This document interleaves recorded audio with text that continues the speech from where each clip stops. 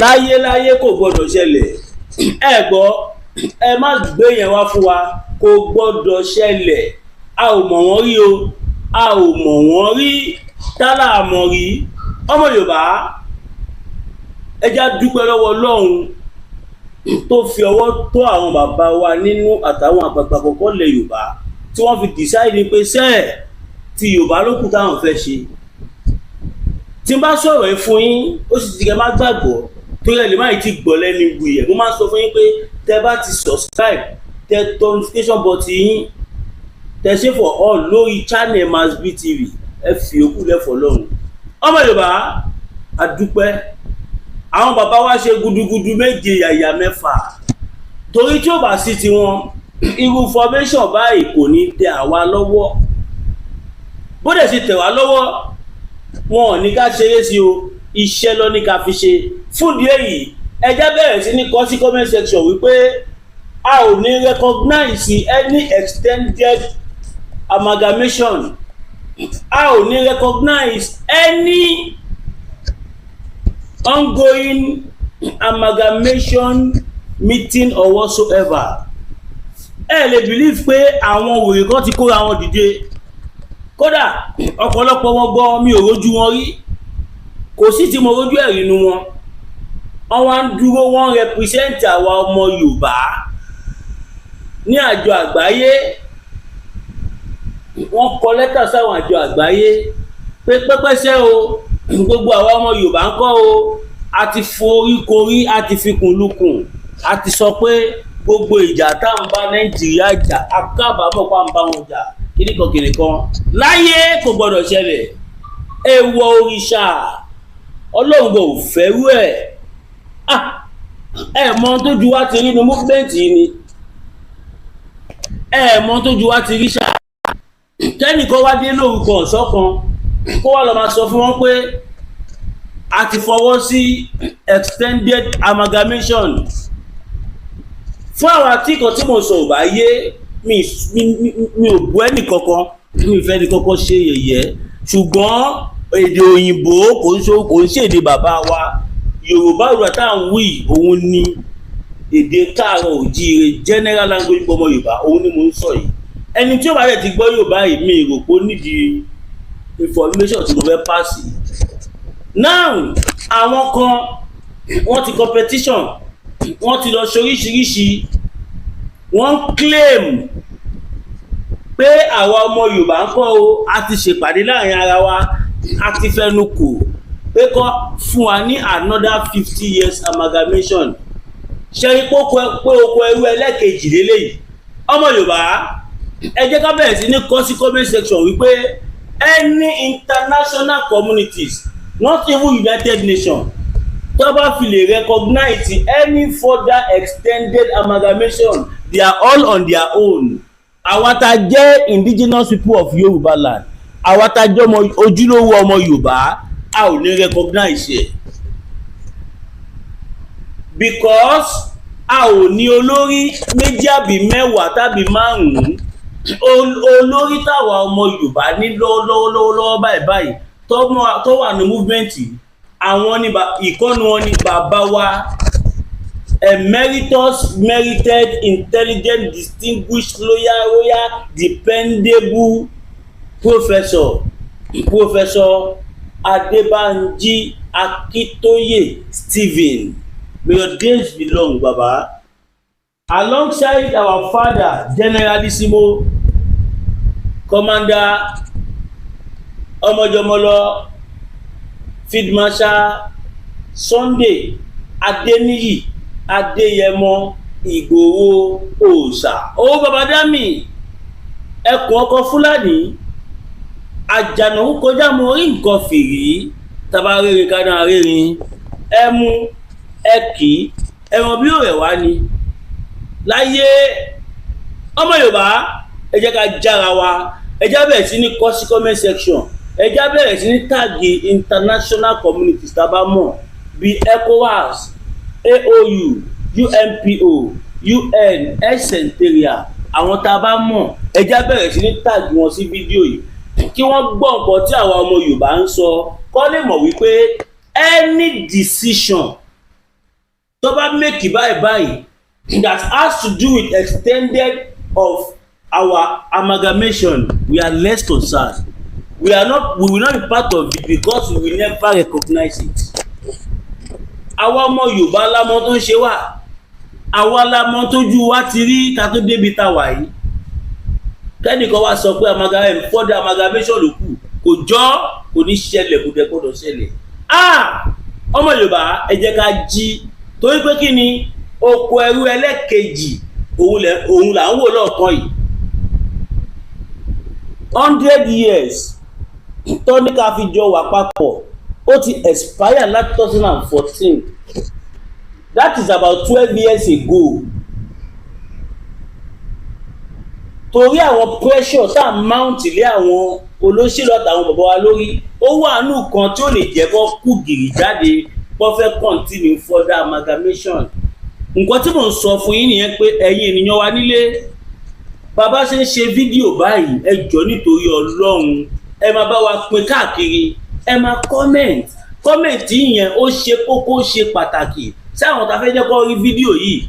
Tó bá possible gan, gbogbo nǹkan tẹ́ gbọ́ tí mo sọ yìí ẹ lè summarize ẹ̀ kẹ́kọ́ sí comment section, mo máa appreciate ẹ̀ gan. Everything is not money, gbogbo kọ́kọ́ lówó. Àwọn oore pẹ́pẹ́pẹ́ kan wà tá lè ṣe fúnra tó yẹ pé it will go a very long way. Yes, mo ní ayọ̀ láti sọ fún yín wípé ìròyìn wa, ìkànnì wa yìí ó ti dé presidency. Kódà Ṣèyí Tinubu ń wò wá, bàbá Tinubu ń wò wá, èmi mo sọ bẹ́ẹ̀ fún yín, ó ní tí mo rí tí mo fi sọ bẹ́ẹ̀. Ìdí nìyẹn tá a ṣe gbọ́dọ̀ máa sọ ohun tí a fẹ́.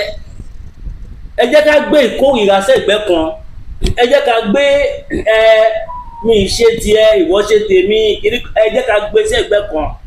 Gbogbo differences tó bá wà láàrin àwọn ọmọ Yorùbá lásìkò yìí, a ní láti gbé sẹ́gbẹ́ kan, ká wá ṣe kí ni, ká cooperate, ká lé akátá lọ́nà, ká tó wá fàbọ̀ bẹ́ẹ̀ dìyẹ tó bá kan dandan. Ọmọ Yorùbá iná ń jó lórí òrùlé ilẹ̀ Yorùbá lọ́wọ́lọ́wọ́ báyìí torí pé kí ni àwọn olórí burúkú tó pe àwọn Fúlàní terrorist wọ́n ti múra, wọ́n ti ogun tó fẹ́ jà lọ́wọ́ tó fẹ́ jà báyìí wọ́n ti múra ẹ̀bọ̀ ní sí for the past 50 years. Ẹ̀dẹ̀ wá wà ọmọ Yorùbá àti ẹ̀ plan anything, ṣùgbọ́n kankan ló dá mi lójú o, mo mọ̀ pé ogun kò lẹ̀ Yorùbá, nǹkan ẹ̀kọ́ yẹn ó ṣúọ̀ fún mi, ogun òkè kò lẹ̀ Yorùbá, afọmọ Yorùbá ọmọ Oòduà tó bá dalẹ̀. Àwọn bàbá sọ̀nà wọ́n ní ọ̀rẹ́ mi dá mi, èmi náà fẹ́ dà, ọ̀dàlẹ̀ di méjì nìyẹn. Ẹ má jẹ́ ká gbàgbé pa sọ pé ọba ọ̀dàlẹ̀ balẹ̀kù, ẹni bá dalẹ̀ á balẹ̀ lọ. Bó ṣe wà nìyẹn, kò ní ṣùgbọ́n tàbí, kò ṣe kí ni, kò ní ṣùgbọ́n tàbí nínú. Mo fẹ́ play fídíò kan fún wa tí mo fẹ́ kí owó àjọ wò. Ìyẹn lè fi máa mọ̀ wípé àwọn Fúlàní wọ́n ti múra wálẹ̀ ọjọ́ ti pẹ́, àwa la túra sílẹ̀. Mo wá dúpẹ́ lọ́wọ́ Ọlọ́run wípé bá ṣe túra sílẹ̀ tó, Ọlọ́run jẹ́ kí àwọn alálẹ̀ ilẹ̀ Yorùbá kò jẹ́ kí agbára wọn ká wa. Nígbàkigbà tí bá rántí ọmọ Yorùbá níbà, inú mi máa ń dùn, ayọ̀ mi máa ń kún. Ẹ wo ohun táwọn Fúlàní tí wọ́n ṣe fáwọn olórí wọn, ẹ wò táwọn olórí wọn ṣe rí, wọ́n kọ́ wọn bọ́ ṣe yìnbọn. Àwọn sẹ́nétọ̀ House of Assembly kọ̀ọ̀kan nọ́ọ̀tì lẹ́wọ̀ yẹn ṣe rí pẹ̀lú DSS pẹ̀lú àmì pẹ̀lẹ́gbọ̀n ló wà lẹ́yìn wọn tó safeguard wọn níbi tó ti kọ́ bọ́ ṣe yìnbọn. Ṣe rí bẹ́ẹ̀. Ẹ ti tá a bá sọ fún yín pé these people knew what they are doing, ẹ rò pé a ò mọ tá à ń sọ. Gbogbo tó ṣẹlẹ̀ ẹ̀yin máa ń rí bí sábàbí, kò dẹ̀ ń ṣe sábàbí, ohun tí wọ́n gbilẹ̀ tó plan ni, and it's coming out good for them. Now kó má dàbí pé wàhálà mi pọ̀ kí tó bọ́ sí pèdè kejì kẹta tá fẹ́ lọ, ẹja sáré dé òkè ọ̀hún kó má dàbí pé akọ̀wéjọ́ látàárọ̀ ká gbé bẹ́nẹ́fìtì kankan wá náà ẹrù wájọ jọgbọ́ fídíò ẹrù wájọ gbọ́. Olùsàdé ní pẹ̀lú abawọ́ tọ̀lẹ̀tọ̀lẹ̀ kò mí ní dákẹ́ ariwo wà sẹ́sẹ́rẹ́ ò gbọ́dọ̀ tẹ̀lẹ̀ bí ògògò bí ògògò sísẹ́lẹ́sẹ́rẹ́ ó sẹ̀ ẹ̀yọ ìkọlà lórí ẹ̀yọ̀ olóyè máyégún adigunlápò wọ̀ ló dìgẹ̀dìgẹ̀ bí ẹ̀kọ́ akọrabata òkúta bàbá aláwọ̀ tó ń dífá bí ẹni wẹ̀jú gbogbo ayé bá gbóná lálálá bí iná ìyẹrù táwọn ìyàmí bá mi ayé ọmọ ènìyàn jìgìjìgì tètè máa bọ̀ wá sọ́dọ̀ ọmọ oníṣẹ́ olúfẹ̀ olóyè máyégún adigunlápò oṣù òróró sùmọ̀lú lórí ọkiri ogún ogun àbúgbò rere ní tiẹ̀ ní ìdí àìrọ́mọ bí lọ́mọ aráyé fi dì ọ́ ogun pèsè láyé fi kẹ́ ìwọ ni tàbí àmì ìkórìíra ní bẹ lára rẹ̀ àìsàn ọjọ́ pípẹ́ ogun ìdílé àti bẹ́ẹ̀ bẹ́ẹ̀ lọ tètè gbéra lẹ́kọ̀ọ́ òdìdé kò sí olóyè máyégún adigunlápò gbogbo ara kìkì o abániyẹ̀ràwọ̀ ẹni wò abolórí bẹ̀rẹ̀ fún ẹ̀kúnrẹ́rẹ́ àlàyé tàbí àyẹ̀wò nípa ogun tó ń ja ayé rẹ̀ pè sórí nọ́mbà yìí 08023940939 08023940939 ìjì kìí jà kó gbé olólọ ìjì kìí jà kó gbé ọlọ́lọ́ a kìí kórè olóògbò ní ògún ìwọ náà rẹ̀ yọ̀ tá rẹ̀ ló kọ́ lọ́gbọ́n. ẹ káàbọ̀ padà ènìyàn wa nọ́mbà bàbá máyégún nìyẹn níbi tí ayé dé ń ṣàánú láti dira tó bá ń sọ fún ẹ kókó dira tó bá ń sọ pé ọlọ́run má jẹ́ ó ti kú sáyé wọn kọ́kọ̀rọ̀ gbé ẹ sínú kòtò kí wọ́n sin ẹ́ lókù torí pé kí ni àwọn tó ń sọ fún ọ kí wọ́n má ṣoògùn kó má protect ara ẹ yẹn àwọn gangan lo oògùn ẹlòmíì nu wọn ó ṣoògùn ju èṣù lọ. What are you talking about? Pastor ni kò máa lo àyẹ̀ta àfáà ni kò máa lo àyẹ̀ta òun dẹ̀ ń lo bulletproof car gbogbo mọ́tò gbogbo convoy tó ń tẹ̀lé bulletproof ni ṣẹgbọ́n ni àbẹ́gbọ̀ bàbá olóró ti sọ wọ́n ní tó bá yá àwa la máa ṣe kéde la máa dìde tá a máa jà fúnra wa ọ̀rọ̀ yẹn dẹ̀ ti ń ṣe lọ́wọ́ báyìí kó máa dábìí pé bóyá akọ̀tẹ̀síwájú àkàbùyín pé olúwa mi náà ẹ jẹ́ sáré dé òkè ọ̀hún padà. Láàlá bítàtì ẹkùn tí ń wọ̀ láàjà pẹ̀lú àwọn kíndìnrín tó ní stone nínú ìyẹn kidney stone yóò mẹ́tì ẹ̀ kẹ́sì yágàrù nínú àgọ́ ara yín òun kan náà ló ṣiṣẹ́ fún liver ìyẹn àìsàn jẹ̀dọ̀jẹ̀dọ̀ a sì tún máa ṣiṣẹ́ fún láàtì ìyẹn ìṣòro àìlẹ̀ ní sókè sódò dáadáa. Láàlá bítàtì ló tún ṣiṣẹ́ fún ìfúnpá gíga ìyẹn high blood pressure bákan náà gbogbo ẹ̀yin tẹ́ ẹ bá ní ìṣòro ìṣètò tí a pọ̀ sí prostate cancer gbogbo àwọn àìsàn tá a là kalẹ̀ ní pátápátá òun ni Láàlá bítàtì yóò bá wà dáadáa ìṣòro ara ríro ń bọ́ Láàlá bítàtì òun ni kẹ́ ẹ pín ra láti wáyé gbòógì Láàlá bítàtì rà àbí tẹ́ ẹ bá fẹ́ mọ ibi tí wọ́n tẹ̀dó sí ẹ méjèèjì wọn lórí àwọn WhatsApp numbers yìí +447-4245-27137 àbí àwọn Nàìjíríà numbers yìí 08033194355 tàbí 08026265000 kò bá rárí ẹ̀rí inú ẹ̀jẹ̀ tí kẹjẹgbọ̀n lọ́wọ́ Láàlá bítàtì gbèrú àwọn oníyàtọ̀ bẹ̀. ẹ káàbọ̀ padà ènìyàn wa nọ́mbà Láàlá bítàtì nìyẹn ìwọ tí ọmọkùnrin yẹn bá kéré títí ní báyìí tó fẹ́ kó sáré tóbi débi tó fẹ́ tàbí wọ́n tó bá ní any kind of sickness ẹ pé Láàlá bítàtì nọ́mbà wọn nìyẹn atátó yọ̀ ọ́ dùn. Now ẹ jẹ́ ká padà síbi tá a ti ń bọ̀ tẹ́lẹ̀ ká tó wá bọ́ sí pèlè kejì ọmọ Yorùbá níbi tá a bá dé nísìnyí ẹ má jẹ́ kẹ́ni kankan tàn wá mọ́ ẹ má jẹ́ kẹ́ni kankan kó ṣe kí ni kó lo bíìlì wa mọ́ ohun tó kún ta táwọn èèyàn ń sọ nísìnyí ọ̀dàlẹ̀ ní Ìgbòho dalẹ̀ Yorùbá Ìgbòho ṣe kinní kan Ìgbòho ṣe gbá Ìgbòho ṣàwo èwo ló ń gbéṣẹ́ fún olóyè Sunday Ìgbòho nìyí èwo ló gbéṣẹ́ fún wọn tó ń fún wọn sálárì bó ṣe ń fún Nnamdi Kanu nínú yín yes mi ìdẹ̀ tí ibi tí bàbá ti jáde tí wọ́n ti sọ pé àwọn òṣèré Yorùbá nation mi ì tí ì rí bẹ́ẹ̀ ẹni bá ṣe ní lórí ọpẹ́ là ń dù oríṣiríṣi ọ̀nà dẹ̀ nìyàn lè fi dúpẹ́ lọ́wọ́ ẹni tó bá jù lọ pàápàá jùlọ lẹ́ni tó bá tó yàn bí lọ́mọ àyín ẹ jẹ́ ká ṣe pẹ̀lẹ́pẹ̀lẹ́. Ṣé rí ó ní distraction kan tó lọ lọ́wọ́lọ́wọ́ báyìí. Àwọn Fúlàní wọ́n ti dáwó síta fáwọn blogger. Èmi tí mò ń sọ̀rọ̀ yìí, some people contacted me. Must be ariwo lérò tó pọ̀, òṣègbọ́ ìṣàlẹ̀ a ní ọ̀fà fún ẹ. Mo jẹ́ kó sọ ogun tẹ ní wọn tán. Mo ní ẹ ṣe ní interest. Wọ́n ní pé àwọn gbọ́wọ́ ni mo fẹ́ ṣí studio, pé mo nídìí mọ́tò, mo nídìí irinṣẹ́, pé nǹkan kékeré ni o. Àwọn ṣe tán láti rà báyìí báyìí tí bá já wọn ní ihò. Mo dẹ̀ ní tí màá fi jẹ yín ní ó màá jẹ yín ní bí. Tó túmọ̀ sí pé kò fi bí kọ́kọ́ jọra wọn, kò sọ̀rọ̀ ńbẹ̀, kọ́ bọ́lẹ̀ ńbẹ̀. Wọ́n ní àkílọ̀ òkè kílọ̀ rú, wọ́n fún méjì mẹ́ta kílọ̀ òkè get back sáwọn kìnìkan kan, àfi tí wọ́n máa get back lọ́la. Lóòótọ́ ni mo ní ìrànlọ́wọ́. Mi wá lè tó pé mo ní ìrànlọ́wọ́ kí lọ gba ìrànlọ́wọ́ tí màá gbà tẹ́ni mi ò lè tó ọ̀rọ̀ mọ́. Mi ní gba ìrànlọ́wọ́ tí màá gbà tó jẹ́ pé àwọn ló máa là lé mi lọ́wọ́. Eléyìí ni kò sọ, eléyìí ni kò má sọ. I will never do that. I'm a whistleblower. Tó bá ṣe dáadáa màá yìn ẹ́, tó bá tún ṣe bí a tún gbà sí fún ẹ.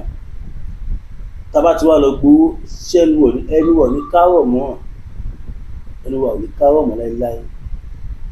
Ṣùgbọ́n tó pé máa bí Ọlọ́run ló gbé dìde kò wá áfítà owó. Tí bá wà áfítà owó ni màá ti kọ́lé kọ́pọ̀lọpọ̀ àwọn èèyàn tó kọ́lé, màá ti ra mọ́tò kọ́pọ̀lọpọ̀ àwọn èèyàn wá tó rà, because àwa gangan ni foundation movement. I'm part of the foundation of this movement in this era. I'm part of the foundation. Bọ́n máa ń kọ́ jókòó ṣe mí ti láàyè lórí ọ̀rọ̀ tó wà tàbá ẹ̀ báyìí. I'm one of the foundation member. Ṣùgbọ́n inú ẹ̀jẹ̀ tiwa ló wà pé ká jìjàǹgbara, ká gbàfẹ́ tó ẹni, ká má jẹ́ kó yànyàn jẹ. Gbogbo ẹ̀rù ti wà lára wíwà wá láti kékeré. Òun ló fà á tó fi jẹ́ wípé bí gbogbo àwọn èèyàn ṣe ń kówó jẹ tó ń ra ilé tó ń pa owó tó ń ṣe gbogbo ẹ̀, àwọn ọ̀bá wọn ní ìpín nínú ẹ̀. Torí mo mọ̀ pé tá lọ bá lọ àbọ̀ ṣì ń bọ̀, tí mẹ́wàá bá jẹ lógún padà bọ̀. Yes. And now is the time. Ẹ wo bó ṣe ń drag àwọn èèyàn wa nísìn. Just in the name of money. Ẹ ká fi yẹn sẹ́gbẹ́ kan. Now ká padà sí ọ̀rọ̀ tí mo ti ń bọ̀ tẹ́lẹ̀. Now ká bọ́ sí ọ̀rọ̀ tí à ń sọ tẹ́lẹ̀.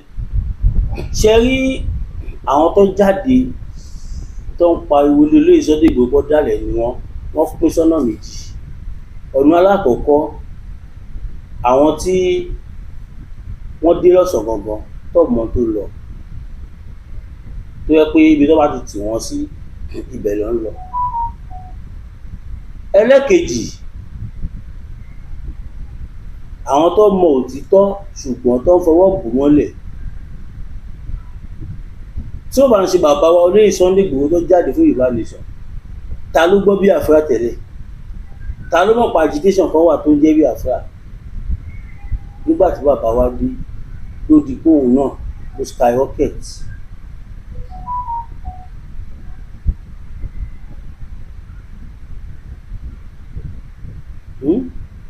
Ló skyrocket.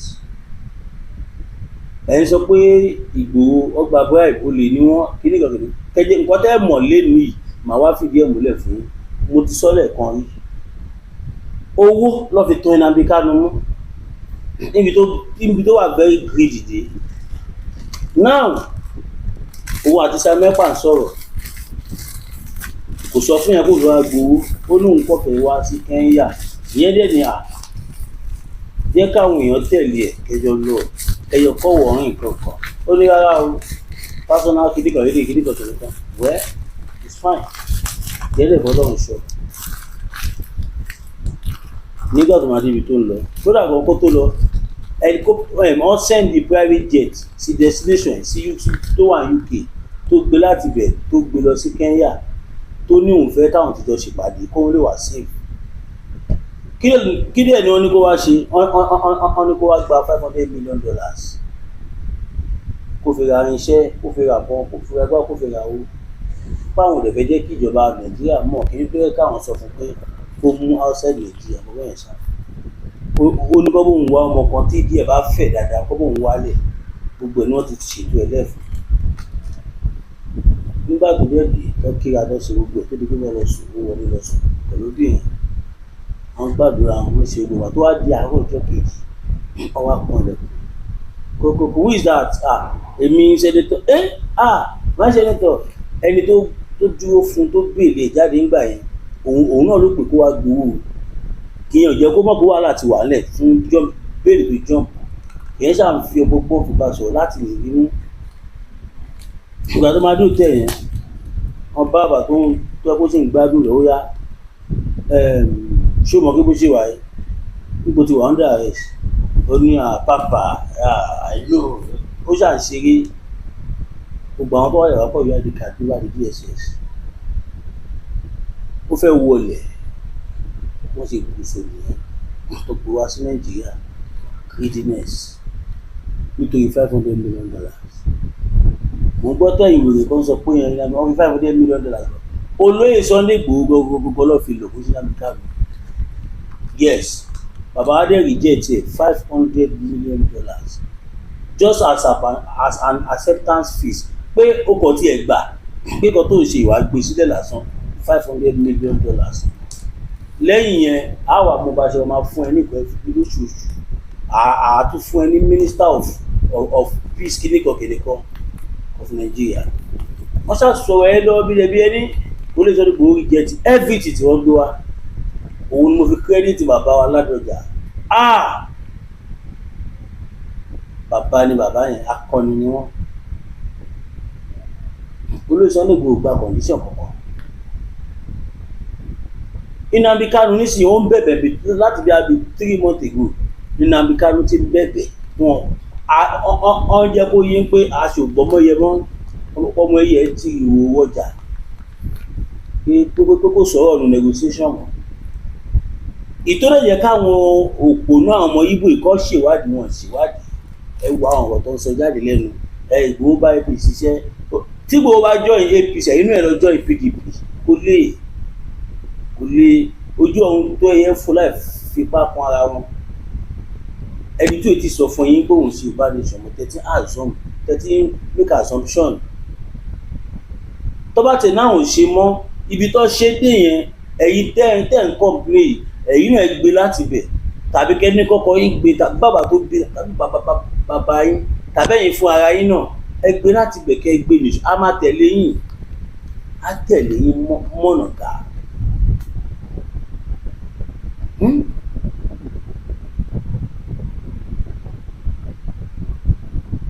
So kí la wá ń sọ gbogbo yín rí kankan ṣe sí ibi tó gbé dé rí gbé láti bẹ̀ rí kankan ṣe láti bẹ̀ ẹ wá ń ṣẹnu yánmọyànmọ Ògún Lákàyé ló máa fẹ̀ jẹ gbogbo ẹ̀yin ọ̀tá ọmọdé yẹn mọ́ ìwẹ̀ àtàwọn tàbí náà.